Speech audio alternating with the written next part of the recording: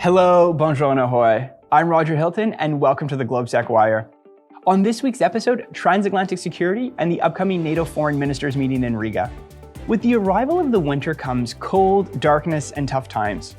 These elements heap more drama on an already extreme international security landscape. In Europe, tensions between Belarus and its NATO neighbors are reaching a dangerous crescendo as Minsk deploys another set play out of the hybrid warfare playbook with its weaponization of migrants, continuing in Central and Eastern Europe. Russia continues to be a destabilizing actor where the massing of its troops on Ukraine's border has signaled a potential military offensive. In Asia, China's sixth plenum has served to consolidate Xi Jinping's power and outline the country's ambitions for the next 5 years.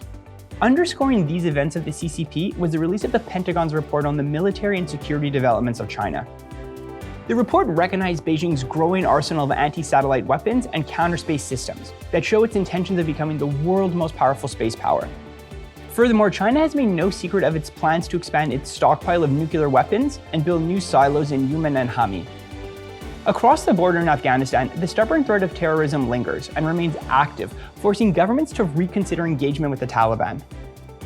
Globally, the conclusion of COP26 resulted in a large collection of positive agreements, but left some feeling disappointed. Speaking at COP, NATO Secretary General Jens Stoltenberg reiterated how climate change was at the heart of NATO's agenda. Finally, as ministers gather in Riga, there will be a few new friendly faces. Given the security stakes, it is my pleasure to speak with a very special guest to help us set the stage for the upcoming NATO Foreign Ministers meeting. Joining us from Riga is Latvian Minister of Foreign Affairs, Mr. Edgars Rinkēvičs. Minister, thank you so much for joining us and welcome to the GLOBSEC Wire. Thank you very much for having me. Minister, it is impossible to ignore the complex and fluid security situation leading up to the ministerial. Let me begin by asking you, why is it important that NATO foreign ministers are meeting in Riga and not Brussels for this special ministerial? Well, I think for a number of reasons. The first reason is that Latvia is one of those NATO countries that is spending more than 2% of GDP for defense. And I think that it is important that from time to time, we are remembering the pledge we have made collectively at NATO summit in Wales in 2014. I think it is also very important to speak about the need to boost defense capability of NATO. Second reason is we are in henceforward presence country. We are hosting here, really grateful to all allies for participating, NATO Battalion Battle Group, led by Canada, and I think that this is also very important that there is a kind of acknowledgement of the importance of the NATO's eastern flank. The final reason is probably it's good to get out of Brussels from time to time, and I know that there are some countries lining up for both foreign and defense ministers meetings to be hosted in their countries, especially after some kind of year and a half lockdown that we all have experienced. Pandemic is not over, but I think that we really need to prepare for the kind of post-pandemic life as well. And to some extent, when we were starting to plan this, that was 2019. Of course, we didn't anticipate pandemic, but frankly, we also didn't anticipate the hybrid warfare that has now started against Poland, Lithuania and Latvia by Lukashenko regime. I think that to some extent also this meeting is also the opportunity to show some solidarity by NATO nations also to those three countries affected. Well, Mr. Minister, I couldn't agree with you more about a change of scenery. It's always nice to get out of the Brussels bubble. Speaking about hybrid warfare, what are the key messages NATO foreign ministers will want to communicate to allies and rivals? I think that one message that is always important, be it 1949 when NATO was founded, or be it 1991 when Soviet Union collapsed and NATO was actually trying to understand what is the role of the alliance, or be it the enlargement process 2004. One message is very clear, that's unity. I think that one thing that we need to demonstrate that in this very volatile security environment, NATO is united. Occasionally, of course, we are going to have discussions, sometimes some heated discussions, but at the end of the day, we should show unity.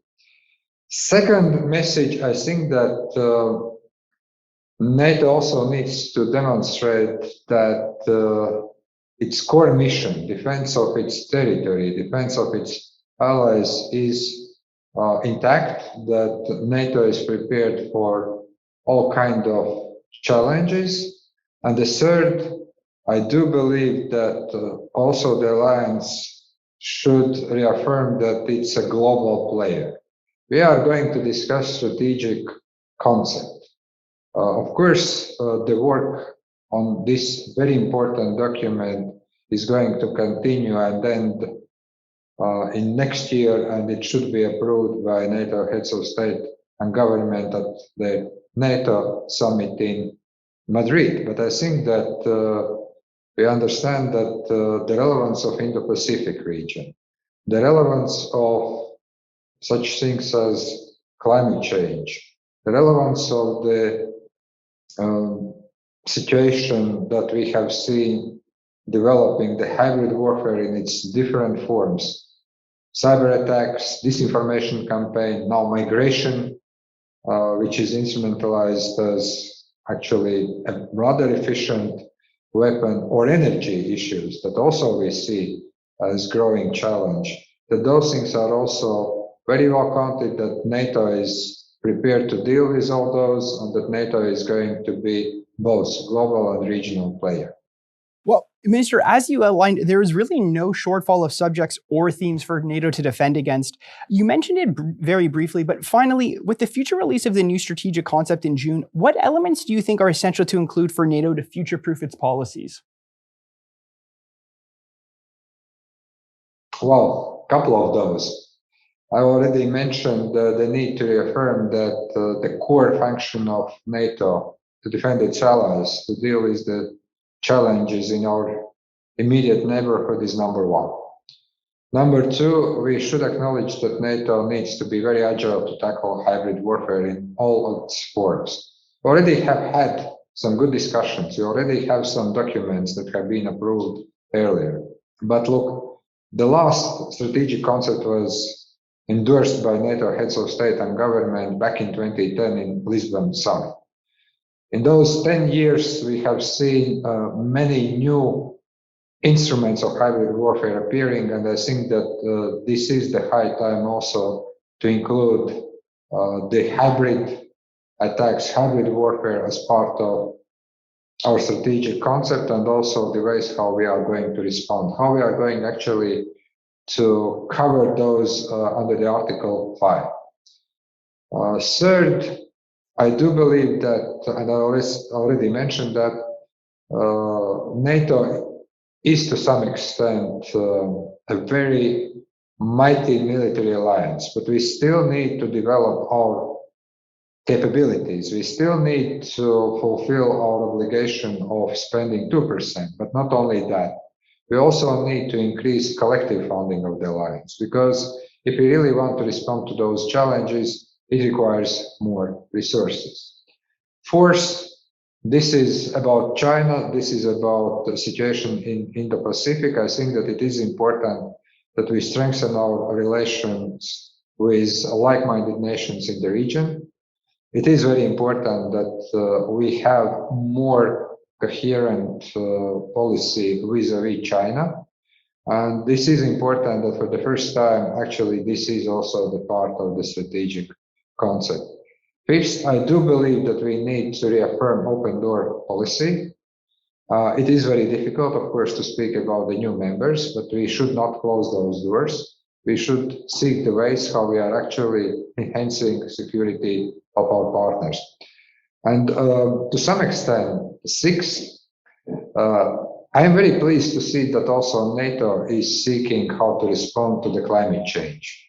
It has two major elements here. One, climate change also increases security risks. The fight for water resources in some parts of the world, the possible migration due to the climate change, the possible also conflicts due to the climate change is something that we need to reckon with.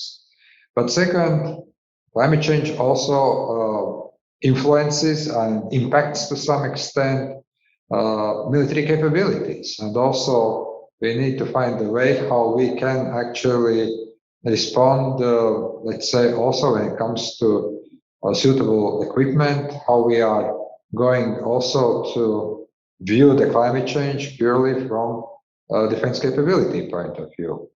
My final point is, of course, this is a meeting in Riga, and I very much hope that we are also going to have a kind of very strong message that we highly value our regional partners in the Baltic Sea region, Finland and Sweden, that have been very good partners of NATO in many military operations, but also here in the region. I don't know if that's going to be acknowledged in the strategic concept, but I do believe it should be acknowledged at the meeting for sure. Well, Mr. Minister, let me start by saying I hope the coffee is strong and everyone is looking forward to some late nights of work. Mr. Minister, paldies, and thank you so much for taking the time to join us and giving us this VIP preview of the Ministerial. The entire GLOBSEC team wishes you and your colleagues a successful summit. Thank you very much. As the minister outlined, a global security environment overflowing with persistent threats will leave no shortfall of material for debate in Riga among the NATO foreign ministers. You can find more on NATO and other global issues at globsec.org. Stay tuned for our next episode, and ciao.